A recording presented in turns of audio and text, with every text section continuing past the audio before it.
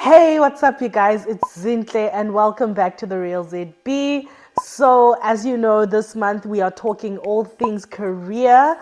And ever since I posted this TikTok video, I have been getting so many questions about how one can become a chartered accountant. So in this video, I'm going to share with you 4 ways that you can become a CA, whether you have a CA stream degree, a non-CA stream degree, an accounting diploma, as well as a higher certificate.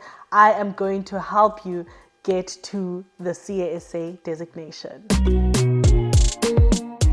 So basically, before I get into the whole CASA journey and how you can become a CASA, for those of you who are maybe interested in becoming a CA, but you don't really know what it is or what CAs do, I'm going to give you a little bit of a background, very high level, very over the top. But if you would like me to get more deep into exactly what a CA does, then please give this video a big thumbs up. So basically, a chartered accountant, SA, is a professional designation through the South African Institute for Chartered Accountants.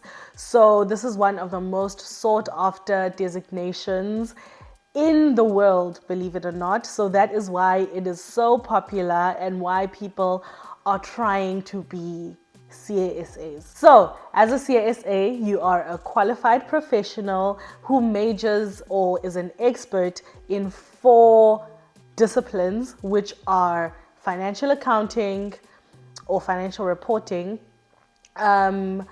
tax, auditing, as well as financial management and sort of like management accounting type of.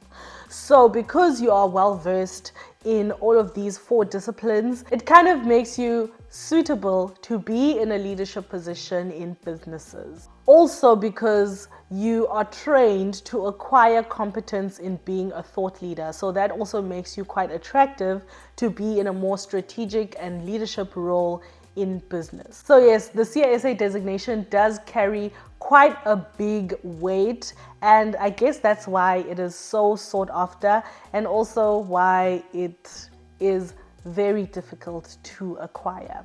As a CASA, you are expected to carry the highest level of integrity and trustworthiness, and also CASAs make a lot of money, allegedly. So let's get into the different ways in which you can become a CASA. So the official route or the normal route or the mainstream route that you can become a CASA, which is the prescribed route, is that you study a CA stream degree, okay, a SAICA accredited undergraduate degree. Many universities offer this around South Africa. So you have to make sure that the program that you are on is specifically catered towards sometime in the future ending up in CASA. So this is the route that most people take to become a CASA, and it's actually the shorter route to take. And then after that, you would then get into some kind of postgraduate qualification in accounting. Again, your postgraduate qualification in accounting has to be accredited by SAICA, okay? So at some schools they call it the PGDA, at some schools they call it the CTA, at some schools they call it something different. So in the next slide, I'm going to show you exactly what undergraduate degree and what postgraduate degree that you need to be taking in the different universities. So I'm listing all the universities and institutions with the various undergraduate degrees that you need to study, as well as their codes. So make sure to take a screenshot so that when you're applying for the correct undergraduate degree.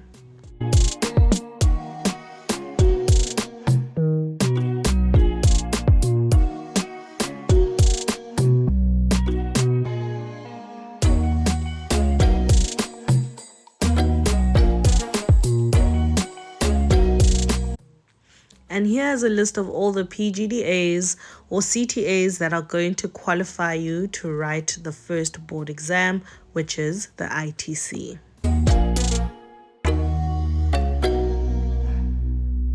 Okay, now if you did not study a CASA related degree, so that means you studied something accounting related but not the CASA route, then you would then have to study a SAICA endorsed bridging program. So in this video, I am going to focus on the bridging courses that are going to be offered by UNISA, because that's the programs that I am most familiar with, but I do know that other universities have come up with bridging programs and all sorts of things that also help you become a CASA. So if you don't have a SAICA accredited degree, but it's accounting related, then you would apply for the 98230 Advanced Diploma in Accounting Sciences, the CTA stream. Cool. Then after you do that and you pass it, then you would have to apply for the postgraduate diploma in applied accounting sciences. So back in the day, this was known as the CTA 2 qualification, right? So you would go from the advanced diploma into the postgraduate diploma in applied accounting sciences. And the code for this at UNISA is 98255.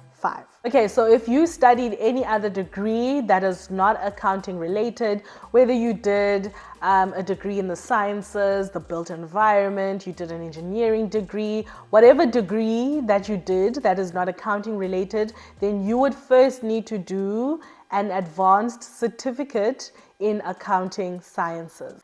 And the code for this would be the 90017 qualification at UNISA. Then after you've done your advanced certificate in accounting sciences, then you would go into the bridging qualification, which is your advanced diploma in accounting sciences. And then after that, you would then do your postgraduate diploma in applied accounting sciences. Then let's move on to the diplomas. Okay, so the fourth starting point would be a diploma in accounting sciences. Now let's be specific about which diploma gets you into the CASA sort of like journey or stream.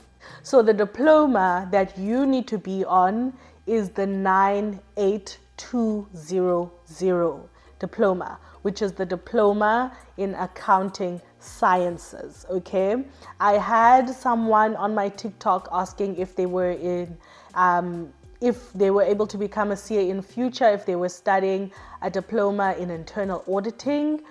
No.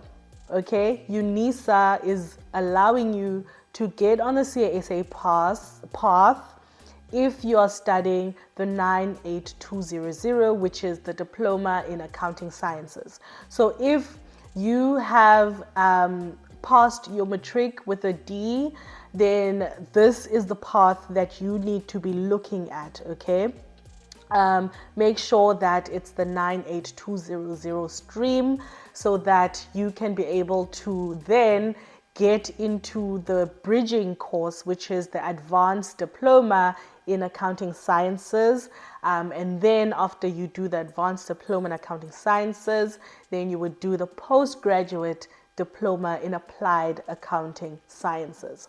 So you see, you need to be very careful as to what diploma you are taking. You need to be very careful as to exactly what postgraduate codes that you are working with. Okay, so that's the specific diploma that you need to be studying. Please, guys, don't come back next year and tell me that you have already you're already studying a postgraduate diploma in tax or something. Can you be a CASA?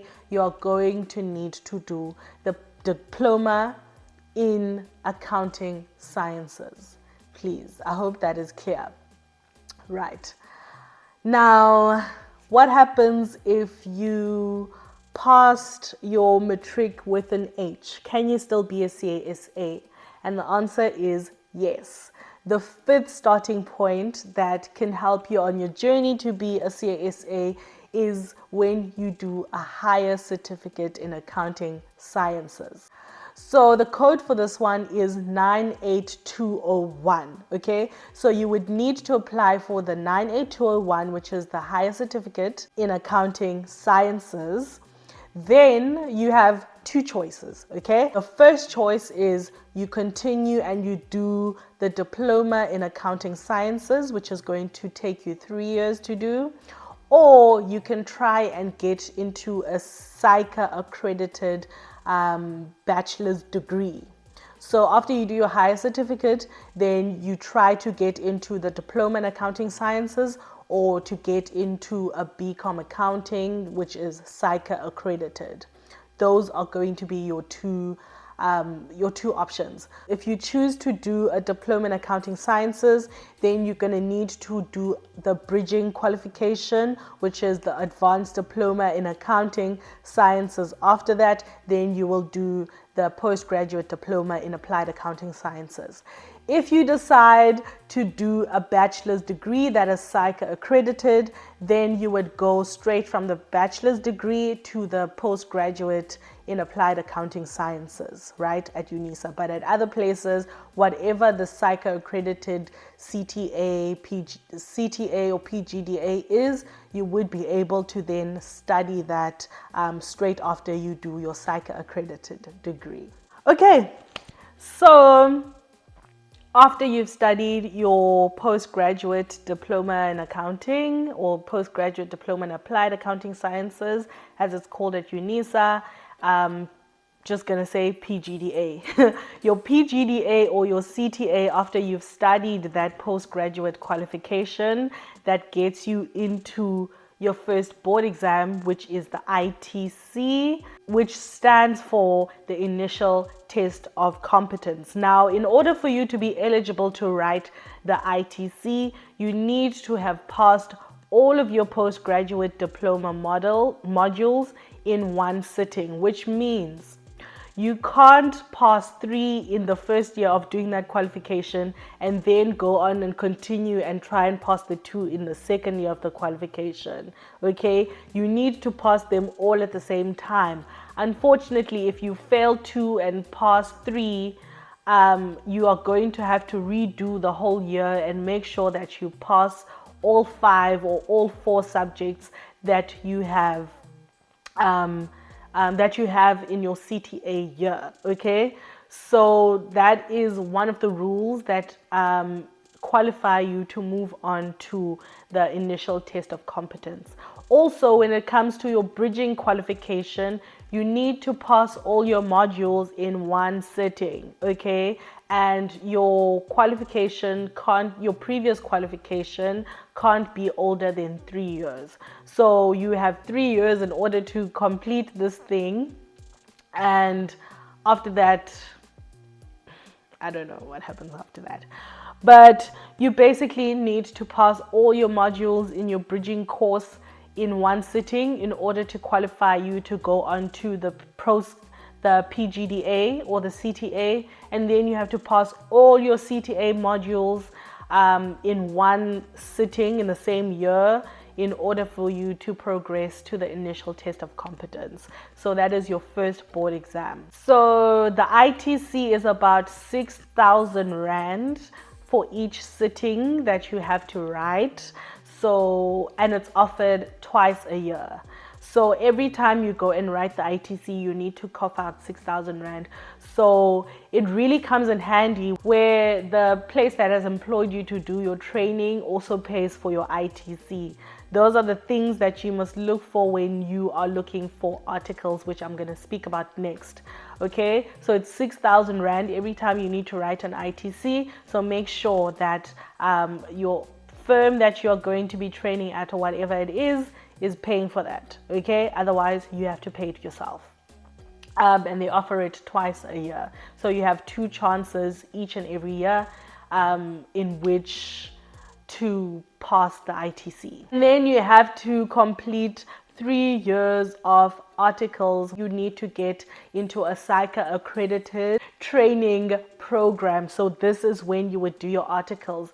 Now you can decide to do this either TIPP or TOPP, and don't worry about that. I was also confused when I was looking or mapping out my CSA journey. I was also confused what TIPP or TOPP is.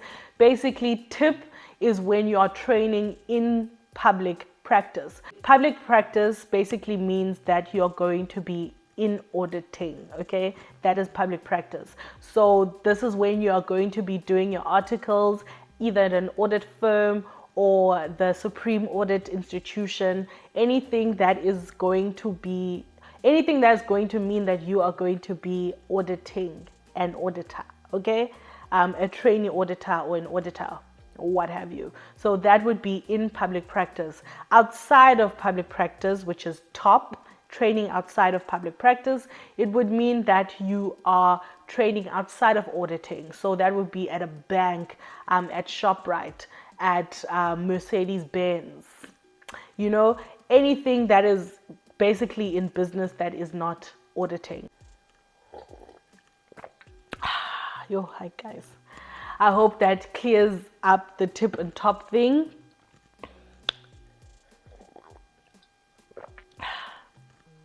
That was a mouthful, but I hope it clears up. I hope that clears up the TIPP or TOPP thing, right? So complete your articles wherever you're completing your articles, and they need to be SAICA accredited. Please make sure. The worst thing that can happen is you serving 3 years of articles and at the end of it, it's not accredited by SAICA. So please make sure to do a SAICA accredited training program. And then the final nail on the coffin, the final step, which was my favorite step, is your second board exam, which is the APC, which is basically the assessment of professional. Why did I say that weird? The assessment of professional competence. Jeez. The assessment of professional competence. So when you're doing your APC, you first need to get into some kind of a board course. So this is going to be a year-long journey with whatever board course that you have decided to get onto. My specific one that I chose was APT, which is run by the University of Johannesburg. And I think they charged about 12,000 Rand to be on the APT course. But again, the place that I was working at paid for all of that. So guys, make sure that these people are paying for your board exams, okay? Because they are expensive. I'll tell you that much for free. And then I think the APC exam itself is about 6,000 or 7,500. Something big, something big, but you also have to pay for the exam separate to the board course. So yeah, you have to pass the board course that you have taken in order to qualify to write the APC. So they actually need to certify that you've completed and passed the board course for you to be eligible to write the APC at the end of it. And that is the long-winded journey on how you can become a chartered accountant.